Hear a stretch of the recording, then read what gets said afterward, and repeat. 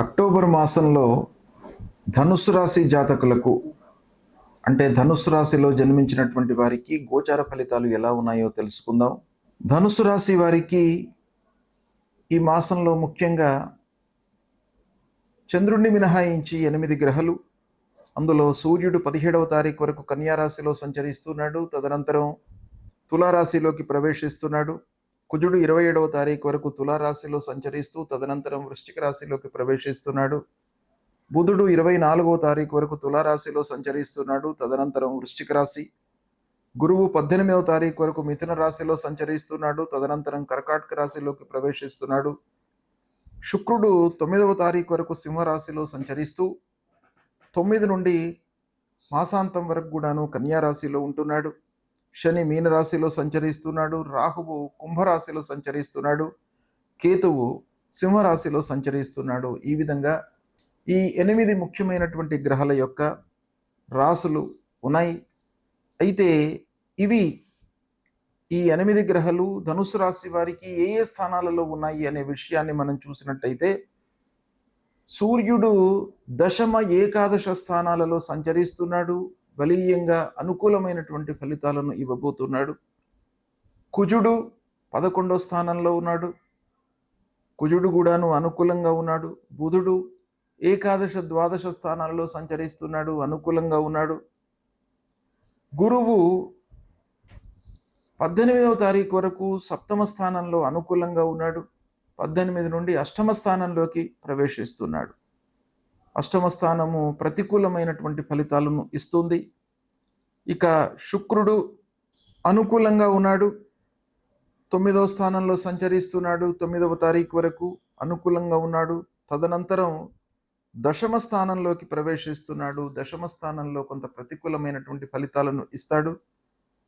ముఖ్యంగా శని అర్ధాష్టమ స్థానంలో ఉన్నాడు. ధనుసు రాశి వారికి ప్రతికూలంగా ఉన్నాడు. ఇక రాహువు 3వ స్థానంలో అనుకూలంగా ఉన్నాడు. కేతువు 9వ స్థానంలో ప్రతికూలంగా ఉన్నాడు. ఈ విధంగా ఈ 8 గ్రహాలు ఈ స్థానాలలో ఉన్నాయి. అయితే వీటి యొక్క ఫలితాలు ఎలా ఉన్నాయి, ఈ స్థానాలలో సంచరిస్తున్నప్పుడు ఏ ఏ విషయాలలో మనకు ఎలాంటి ఫలితాలు ఇవ్వబోతున్నాడు అనే విషయాన్ని మనం చూసినట్టయితే, ఈ మాసంలో గ్రహస్థితి మిశ్రమంగా ఉంది. ఓవరాల్గా మిశ్రమంగా ఉంది. గురువు మారుతూ ఉన్నాడు. అంటే అతిచార రీత్యా 18వ తారీఖు రోజున కర్కాటక రాశిలోకి వస్తున్నాడు గనక కర్కాటక రాశి ధనుస్సు రాశి వారికి అష్టమం అవుతుంది. కాబట్టి ఈ రాశి మార్పు మూలకంగా కొన్ని ప్రతికూల ఫలితాలు ఉండే అవకాశాలు ఉన్నాయి. ప్రత్యేకమైనటువంటి శ్రద్ధ కూడాను అవసరం. ఇక ఉద్యోగస్తులకు బాగానే కలిసి వస్తుంది. ఉన్నటువంటి ప్రాంతంలో ఉంటారు. తోటి ఉద్యోగుల యొక్క సహాయ సహకారాలు బాగా లభిస్తాయి. పై అధికారులతో కూడాను మీరు అనుకూలంగా ఉంటారు. చేసే పనిలో సంతృప్తి కనబడుతుంది. పనితనాన్ని అధికారులు, యాజమాన్యము గుర్తిస్తుంది. కాబట్టి ఓవరాల్గా ఉద్యోగస్తులకు అనుకూలమైనటువంటి ఫలితాలే ఉన్నాయి. సంతోషంగా ఉంటారు. పనితనానికి గుర్తింపు లభిస్తుంది కనుక మీకు ఇంక్రిమెంట్స్, బోనస్లు పొందేటువంటి అవకాశం కూడాను ఉంది. 1-2 వారాలలో బంధువర్గము, అన్నదమ్ములు, ఆత్మీయులు వీరందరితో కూడాను కొన్ని పనులు నెరవేరే అవకాశాలు బాగా కనబడుతున్నాయి. 3-4 వారాలలో అనవసరమైనటువంటి విషయాలపై చర్చించడం మూలకంగా వివాదాలు, తగాదాలు తలెత్తే అవకాశాలు ఉన్నాయి. తద్వారా కొంత వైషమ్యాలు, కోపోద్రేకాలు మీకు తలెత్తే అవకాశాలు కూడాను బాగా కనబడుతున్నాయి. వృత్తి వ్యాపారాలు లాభదాయకంగా కొనసాగుతాయి. ఆరోగ్యం మట్టుకు నిలకడగానే ఉంటుంది. స్నేహితులను కలుసుకుంటారు. మిత్రుల సహకారంతో కొన్ని పనులు నెరవేరుతాయి. ఎప్పుడు 3-4 వారాలు, మొదటి వారంలో కొంత ఇబ్బంది ఉన్నప్పటికీ ఓవరాల్గా మిత్రుల యొక్క సహాయ సహకారాలు అందుతాయి. పిల్లల చదువు విషయంలో సరైన నిర్ణయాలు తీసుకుంటారు. ఆకస్మికమైనటువంటి ఖర్చులు ఒక పక్కన గోచరిస్తున్నాయి.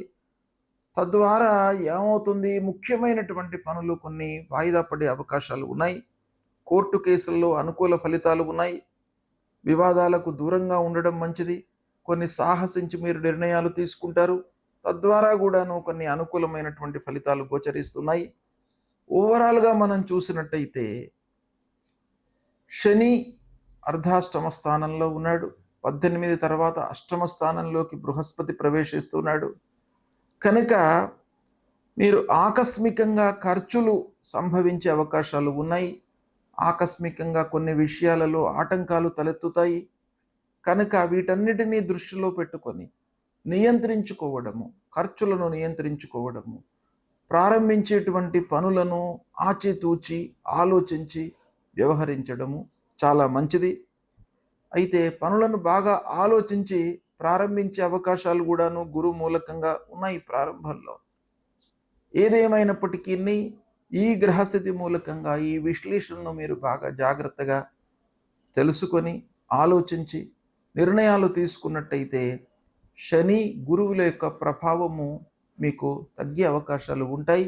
కాబట్టి మీరు బాగా ఆలోచించి ఆచితూచి 1కి 4 సార్లు ఆ ప్రారంభించేటువంటి పనిని మీరు పూర్వాపరాలను క్షుణ్ణంగా తెలుసుకొని ప్రారంభించడము చాలా మంచిది.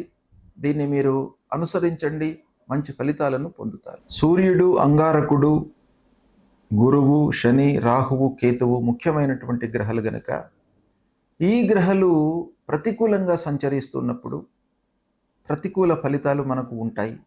వాటి నుండి విముక్తులు కావడానికి, అంటే ఈ ప్రతికూల ఫలితాలను అనుకూలంగా మార్చుకోవడానికి మనం ఏం చేయాలి అనే విషయాన్ని మనం చూసినట్టయితే పరిహారాలు చేసుకోవాలి. పరిహారాలలో 2 రకాలుగా మనము చూస్తుంటాం. ఒకటి, మీరు చేసుకోవలసింది ఒకటి, అంటే ఆయా గ్రహాలకు సంబంధించినటువంటి కారకత్వాలను దృష్టిలో పెట్టుకొని వాటికి మనము ఏం చేయాలి. ఆర్థికపరమైనటువంటి సమస్యలు ఉన్నాయి అనుకోండి, వాటిని ఖర్చులు మనం తగ్గించుకోవడము. వ్యాపార విషయంలో ఇబ్బందులు ఉన్నట్టయితే ఒప్పందాలు చేసుకునేటప్పుడు జాగ్రత్త పడడము. వాహనముల మూలకంగా రిపేర్లు వచ్చే అవకాశాలు ఉన్నాయి అని మనకు తోచినట్టయితే దానికి సరిపడా మనం రెక్టిఫికేషన్స్ చేసుకోవడం, ఇవన్నీ కూడా మనం చేసుకోవాల్సినటువంటి జాగ్రత్తలు, తీసుకోవాల్సినటువంటి విషయాలు. అయితే ఇవన్నీ కూడాను మన చేతిలో ఉంటాయి. కొన్ని విషయాలు మన చేతిలో ఉండవు. కనుక భగవంతుణ్ణి వేడుకోవడము, భగవంతుడిని స్తోత్రం చేయడము, భగవంతుడి యొక్క అనుగ్రహం కొరకై మనము పాటుపడము, ఇవే పరిహారాలు. కాబట్టి సూర్యుడి విషయంలో మీకు సూర్యుడు ప్రతికూలంగా ఉన్నప్పుడు అనారోగ్య సమస్యలు తలెత్తే అవకాశాలు ఉంటాయి. కాబట్టి సూర్యనారాయణుడికి మీరు ప్రతినిత్యం కూడాను నమస్కారం చేసుకోండి, అర్ఘ్యప్రదానం ఇవ్వండి, ఆదిత్య హృదయం పారాయణం చేసుకోండి, మీకు అనుగ్రహిస్తాడు. అంగారకుడి విషయంలో సుబ్రహ్మణ్య స్వామి దేవాలయానికి వెళ్ళండి, కలహాలు రాకుండా చూస్తాడు. సాహసించి పనులు చేసినప్పుడు మనకు కొన్ని ఇబ్బందులు ఎదురవుతాయి, కానీ సాహసము చేయకుండా మనం పనుల లోపల సక్సెస్ రేట్ అనేది ఉండదు. కాబట్టి ఆ రెండిటిని కూడాను సమతుల్యంగా ఉంచడానికి అంగారకుడి యొక్క అనుగ్రహం కావాలి. సుబ్రహ్మణ్య స్వామిని వేడుకోండి, సుబ్రహ్మణ్య స్వామి దేవాలయానికి వెళ్ళండి. ఇక బుధుడు వ్యాపారానికి, బుద్ధికి, వీటన్నిటికి కూడాను మనకు కారకుడు. పనులు జరగడానికి విష్ణు సహస్రనామ పారాయణం చేసుకోండి. విష్ణువు మీ స్థితికి అనుకూలతను కలిగిస్తాడు. కాబట్టి ప్రతినిత్యం కూడాను విష్ణు సహస్రనామ పారాయణం చేయండి, లేదా నారాయణ మంత్రాన్ని, మూల మంత్రాన్ని పఠించండి. ఇక గురువు అతి ముఖ్యమైనటువంటి గ్రహము, చాలా విషయాలలో మనకు ప్రభావాన్ని చూపించేటువంటి గ్రహము. అలాంటి గ్రహము ప్రతికూలంగా ఉన్నప్పుడు గురు విషయమై మూలమంత్రాన్ని జపించండి, దత్తాత్రేయ స్వామి దేవాలయానికి వెళ్ళండి. అన్నిటికంటే కూడాను ముఖ్యమైనటువంటిది తల్లిదండ్రులను సేవించండి. తల్లిదండ్రుల యొక్క సేవ మీకు శ్రీరామ రక్ష. కాబట్టి తల్లిదండ్రులను మీరు సేవించినట్టయితే వాళ్ళ యొక్క అనుగ్రహము మీకు ఉన్నట్టయితే ఆ గురు భగవానుడి యొక్క అనుగ్రహం కూడాను ఉంటుంది. తర్వాత గురువులను సేవించండి. ధార్మికమైనటువంటి ప్రవచనాలు చెప్తూ లోకంలో ఒక మంచిని, సన్మార్గాన్ని నిలపడానికి ప్రయత్నాలు చేస్తున్నటువంటి వారిని సేవించండి, దర్శించుకోండి. తర్వాత ముఖ్యంగా గురువు విషయం లోపల మీరు మూలమంత్రం అన్నిటికంటే చాలా ముఖ్యమైనది కాబట్టి అది చేయండి. ఇక శనీశ్వరుడి విషయంలో ఏలినాడు శని ఉన్నప్పుడు, అర్ధాష్టమ స్థానంలో ఉన్నప్పుడు, అష్టమ స్థానంలో ఉన్నప్పుడు, సప్తమ స్థానంలో ఉన్నప్పుడు మనకు ప్రతికూలమైనటువంటి ఫలితాలు శని మూలకంగా కలుగుతాయి గనక శని ప్రీత్యర్థమై శనికి సంబంధించినటువంటి మూలమంత్రాన్ని ప్రతినిత్యము చదువుకోండి.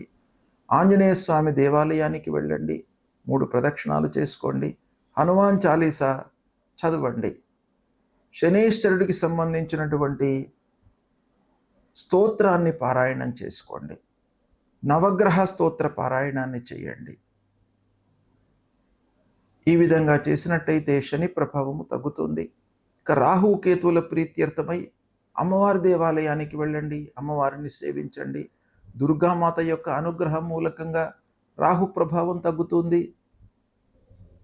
తర్వాత గణపతిని స్మరించండి. గణపతిని స్మరించడం మూలకంగా మీకు ఆటంకాలు లేకుండా ఉంటాయి. కార్యాలు సాఫల్యంగా అనుకున్నటువంటి సమయంలో మీకు పూర్తి అయ్యే అవకాశాలు ఉంటాయి. కాబట్టి ఇలాంటివి పరిహారాలను మీరు పాటించినట్టయితే ఓవరాల్గా మీరు పరిహారాలు చేసేటప్పుడు దైవభక్తిని పెంచుకోండి. దైవం పైన మీరు నమ్మకాన్ని పెంచుకోండి. ఆ భగవంతుడి పైన నమ్మకాన్ని పెంచుకొని భగవంతుని దర్శించుకున్నట్టయితే, గురువులను ప్రేమించినట్టయితే, తల్లిదండ్రులకు సపర్యలు చేసినట్టయితే మీకు అన్నీ కూడాను అనుకూలిస్తాయి. కాబట్టి వీటిని మీరు పాటించండి. ఆ గ్రహాల యొక్క అనుగ్రహం మీకు లభిస్తుంది. శుభం.